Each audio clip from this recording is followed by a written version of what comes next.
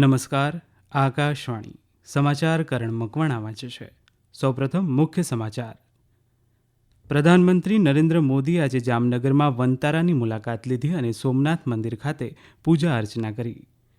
કેન્દ્રીય ગૃહમંત્રી અમિત શાહે મહેસાણા જિલ્લાના પિલવઈ ખાતે નવનિર્મિત વિદ્યાભવનનું લોકાર્પણ કર્યું. કેન્દ્રીય મંત્રી ડોક્ટર મનસુખ માંડવિયાએ પોરબંદરના બગવદર ખાતે 96 કરોડ રૂપિયાના વિકાસ કાર્યોનું લોકાર્પણ કર્યું. ઉત્તરાખંડના ચમોલીમાં હિમપ્રપાત દુર્ઘટનાનો મૃત્યુઆંક 8 થયો. મુંબઈની અદાલતે કથિત શેરબજાર છેતરપિંડી કેસમાં સેબીના ભૂતપૂર્વ અધ્યક્ષ માધવીપુરી બુચ સહિત વરિષ્ઠ અધિકારીઓ સામે એફઆઈઆર નોંધવાનો આદેશ આપ્યો. અને ક્રિકેટમાં આઈસીસી ચેમ્પિયન્સ ટ્રોફીમાં ભારતે ન્યૂઝીલેન્ડને જીતવા 250 રનનો લક્ષ્યાંક આપ્યો. સમાચાર વિગતવાર. પ્રધાનમંત્રી નરેન્દ્ર મોદીએ ગુજરાત પ્રવાસના બીજા દિવસે આજે જામનગર અને સોમનાથની મુલાકાત લીધી.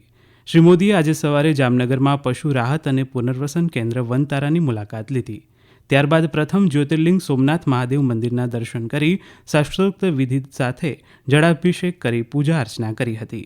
ત્યારબાદ શ્રી મોદી સાસણગીર પહોંચ્યા હતા, જ્યાં તેઓ શ્રી સોમનાથ મંદિર ટ્રસ્ટની બેઠકની અધ્યક્ષતા કરશે. શ્રી મોદી ગુજરાત પ્રવાસના ત્રીજા અને અંતિમ દિવસે આવતીકાલે સવારે એશિયાઈ સિંહના નિવાસસ્થાન ગીર નેશનલ પાર્કમાં સફારી માણશે. ત્યારબાદ વિશ્વ વન્યજીવ દિવસ પ્રસંગે રાષ્ટ્રીય વન્યજીવ બોર્ડની 7મી બેઠકમાં ભાગ લેશે. શ્રી મોદી આ બોર્ડના અધ્યક્ષ છે. કેન્દ્રીય ગૃહમંત્રી અમિત શાહે મહેસાણા જિલ્લાના વિજાપુરના પિલવાઈ ખાતે નવનિર્મિત વિદ્યાભવન અને સાંસ્કૃતિક ભવનનું લોકાર્પણ કર્યું. શ્રી શાહે નવનિર્મિત વિદ્યાભવનમાં સ્માર્ટ ક્લાસરૂમ અને કોમ્પ્યુટર લેબ સહિત વિવિધ વર્ગખંડોની મુલાકાત લઈ વિદ્યાર્થીઓ સાથે સંવાદ કર્યો હતો. આ અગાઉ શ્રી શાહે પિલવાઈમાં શ્રી ગોવર્ધનનાથજીની મૂર્તિના પ્રાણ પ્રતિષ્ઠા કાર્યક્રમમાં સહભાગી થયા હતા. કેન્દ્રીય મંત્રી ડોક્ટર મનસુખ માંડવિયાએ જણાવ્યું કે અન્ય રાજ્યોનો વિકાસ કરવા માટે ગુજરાતને રોલ મોડલ તરીકે જોવાઈ રહ્યું છે. પોરબંદરના બગવદર ખાતે 96 કરોડ રૂપિયાથી વધુના કાર્યોના ખાતમુહૂર્ત અને 53 લાખ રૂપિયાથી વધુના કાર્યોના લોકાર્પણ પ્રસંગે શ્રી માંડવિયાએ આ મુજબ જણાવ્યું.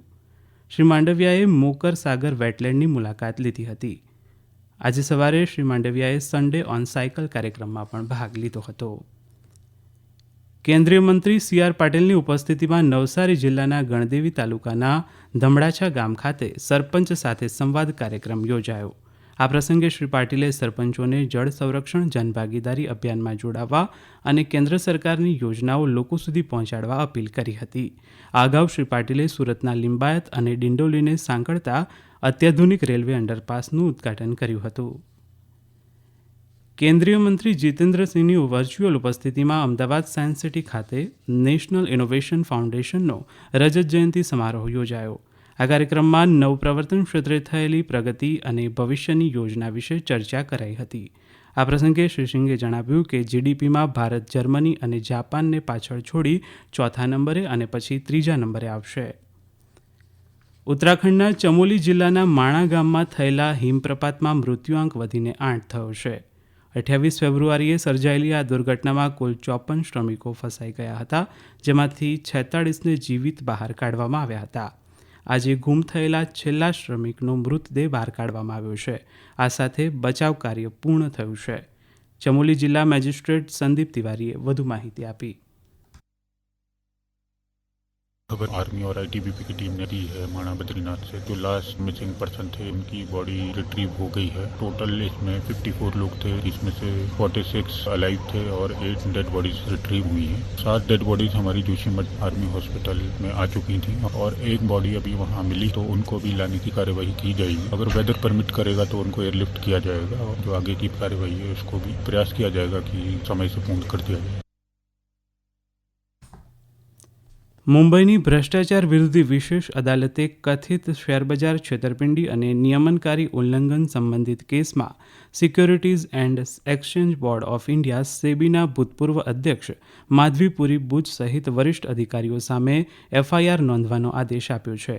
થાણે સ્થિત પત્રકાર સપન શ્રીવાસ્તવ દ્વારા દાખલ કરવામાં આવેલી અરજી પરથી વિશેષ ન્યાયમૂર્તિ S.E. બાંગરે આ આદેશ જાહેર કર્યો છે.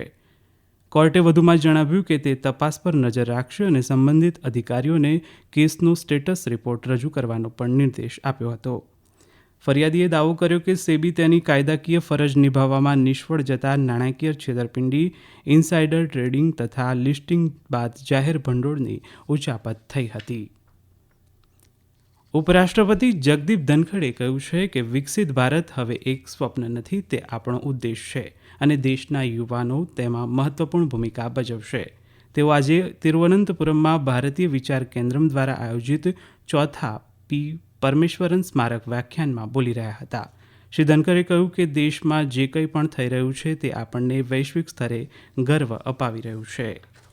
આ સમાચાર આપ આકાશવાણી પરથી સાંભળી રહ્યા છો. આ સમાચાર આપ અમારી YouTube channel AIR news Gujarat પર પણ સાંભળી શકશો. વધુ સમાચાર માટે અમારી વેબસાઇટ newsonair.gov.in/gujarati અને અમારા એક્સ હેન્ડલ AIR_ABAD ને ફોલો કરશો.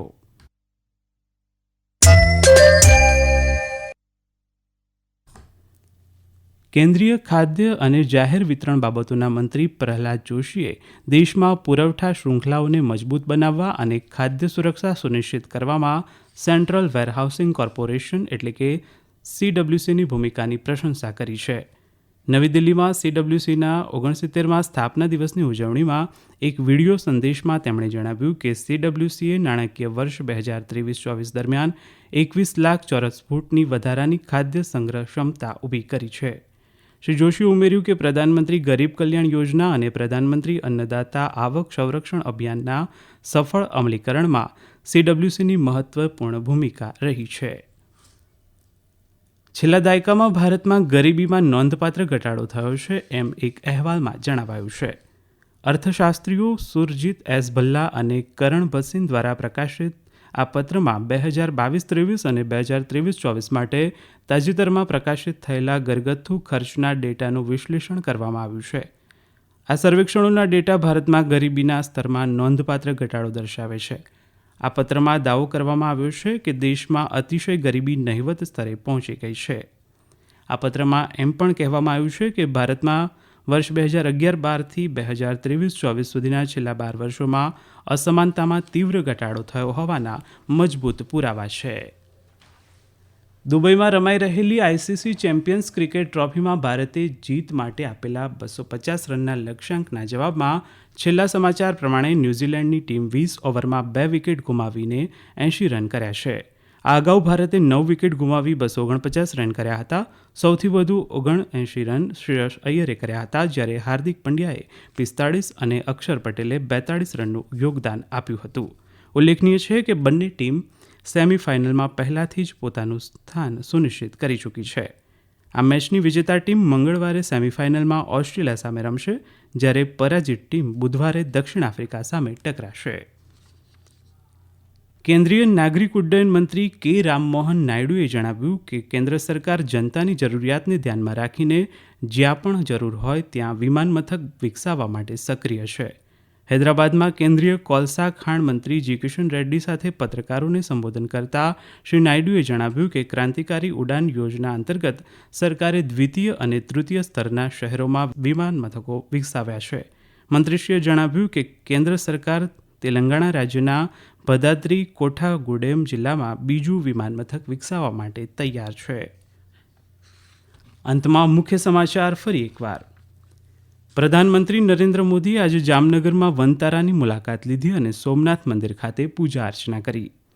કેન્દ્રીય ગૃહમંત્રી અમિત શાહે મહેસાણા જિલ્લાના પિલવાઈ ખાતે નવનિર્મિત વિદ્યાભવનનું લોકાર્પણ કર્યું. કેન્દ્રીય મંત્રી ડોક્ટર મનસુખ માંડવિયાએ પોરબંદરના બગવદર ખાતે 96 કરોડ રૂપિયાના વિકાસ કાર્યોનું લોકાર્પણ કર્યું. ઉત્તરાખંડના ચમોલીમાં હિમપ્રપાત દુર્ઘટનાનો મૃત્યુઆંક 8 થયો. મુંબઈની અદાલતે કથિત શેરબજાર છેતરપિંડી કેસમાં સેબીના ભૂતપૂર્વ અધ્યક્ષ માધવીપુરી બુચ સહિત વરિષ્ઠ અધિકારીઓ સામે FIR નોંધવાનો આદેશ આપ્યો. અને ક્રિકેટમાં ICC ચેમ્પિયન્સ ટ્રોફીમાં ભારતે ન્યૂઝીલેન્ડને જીતવા 250 રનનો લક્ષ્યાંક આપ્યો.